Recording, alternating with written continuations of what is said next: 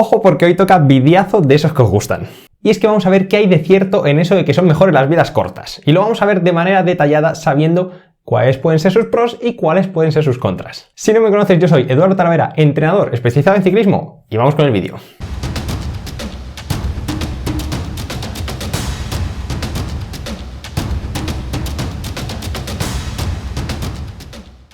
Últimamente se habla mucho del tema de las bielas cortas, principalmente porque se ha viralizado que puede ser que tanto Pogačar como Vingegaard estén utilizando este tipo de bielas. En el caso de Vingegaard incluso ha salido alguna foto de que puede estar usándolas de 150 milímetros. Está claro que esto llama mucho la atención porque se sale un poco de los estándares del mercado, que suele estar entre 170 y 175. Ahora bien, para todos esos entusiastas que os subís al carro de cualquier moda, ya os diré que esto no es nada nuevo.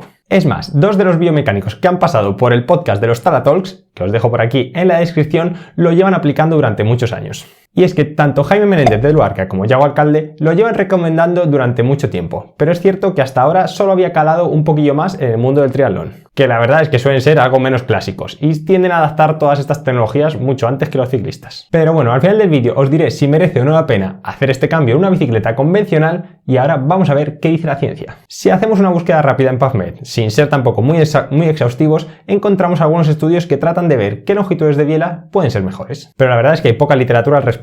Y antes de seguir, si no habéis visto alguno de mis vídeos anteriores donde suelo hacer referencia a estudios científicos, os voy a contar un pelín de manera muy resumida cuáles son las limitaciones. Lo principal es que las muestras de estos estudios suelen ser pequeñas, y en muchas ocasiones, aparte de ser pequeñas, también son de baja calidad. Todo esto, junto a veces otras variables, puede afectar al resultado final del estudio. Pero bueno, no os quiero tampoco aburrir y vamos a ver qué dicen algunos de ellos.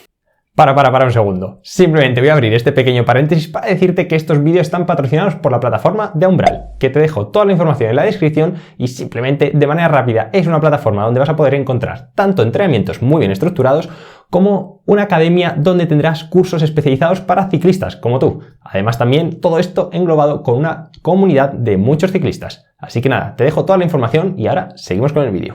Para no extendernos muchos, estos han sido los estudios que he estado viendo y analizando por encima, y ahora os voy a sacar un poco las claves. Lo primero es que se han analizado longitudes de muchos tamaños, llegando a 125 milímetros en bielas cortas y hasta 225 milímetros en bielas largas.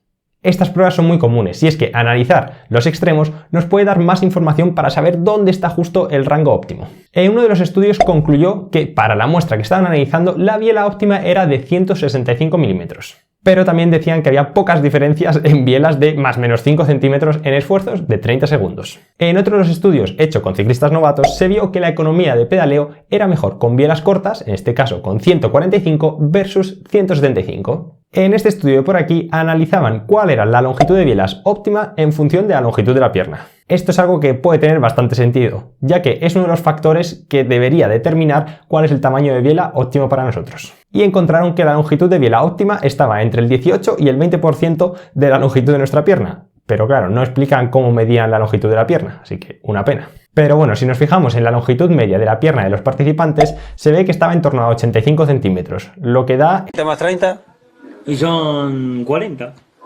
Suma más 40 son 160, más 160 son 1465.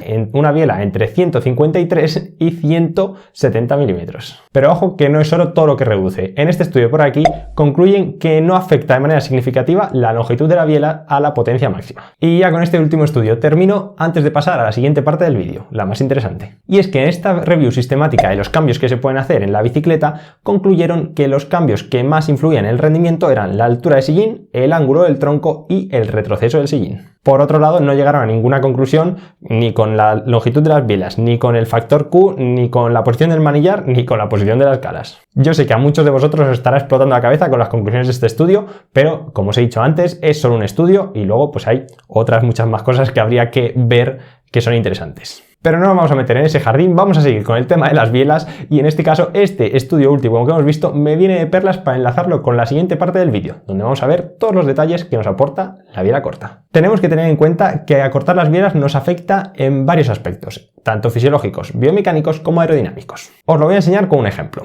Cuando acortamos las bielas, nuestras rodillas suben menos cuando está en la parte alta del ciclo de pedalada. Esto significa que nuestro ángulo de cadera no se cierra tanto y esto es una de las claves principales y que quiero que memoricéis. Seguramente ya os suene esto porque en su momento, en la época del Sky, el tema de la biela corta también se puso de moda, pero en este caso en la posición de contrarreloj. Y es que obviamente en la posición de cabra ese ángulo está mucho más cerrado, por lo tanto la longitud de biela afecta mucho más. Abrir este ángulo nos va a permitir principalmente dos cosas: hacer más fuerza y también acumular menos fatiga. Y te voy a poner un ejemplo muy claro. Trata de comparar el hacer una sentadilla profunda y una media sentadilla. Vas a ver que en la media sentadilla vas a poder levantar mucho más peso y con mayor facilidad. Y esto se debe a que el rango de movimiento es menor. Pues con una biela corta el efecto es el mismo. Obviamente menos extremo, pero bueno, era para que lo entendiésemos. Siguiendo con el ángulo de cadera, también puede intervenir en la aerodinámica.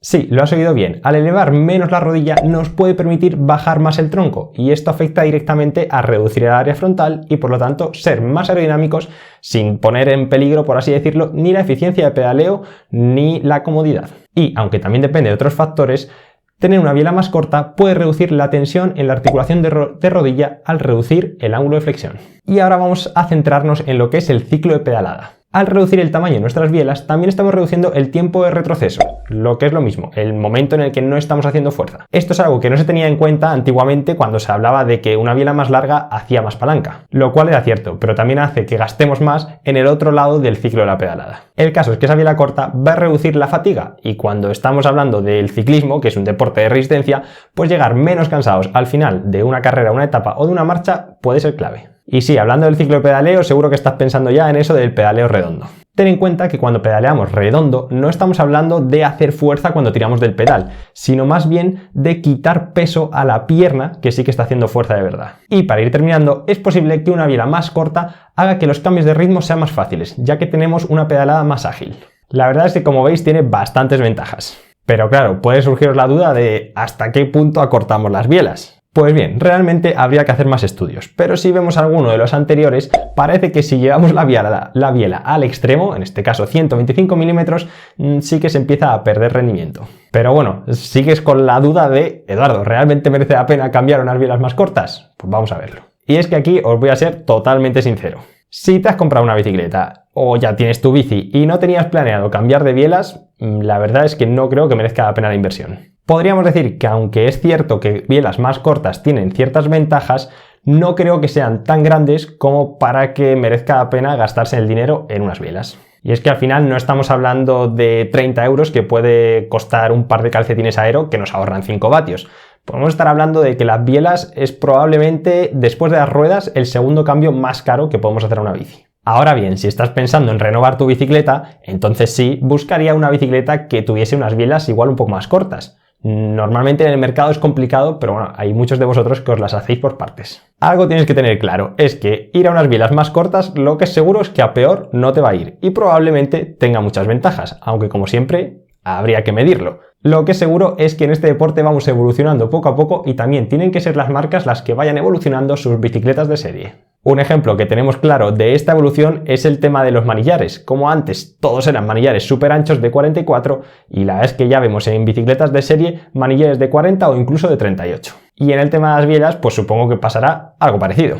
Pero bueno, también os digo, no descarto que dentro de 2 años tenga que hacer un vídeo diciendo que me he equivocado y que las bielas de 180 son las mejores. Pero bueno, hasta aquí el vídeo de hoy. Dejadme en los comentarios qué os ha parecido este vídeo de análisis de las bielas cortas, si alguno de vosotros estáis pensando en hacer ese cambio y, como siempre también, suscribiros al canal y darle a la campanita para que os avise cuando suba algún vídeo nuevo. Y como siempre digo, a entrenar y a disfrutar.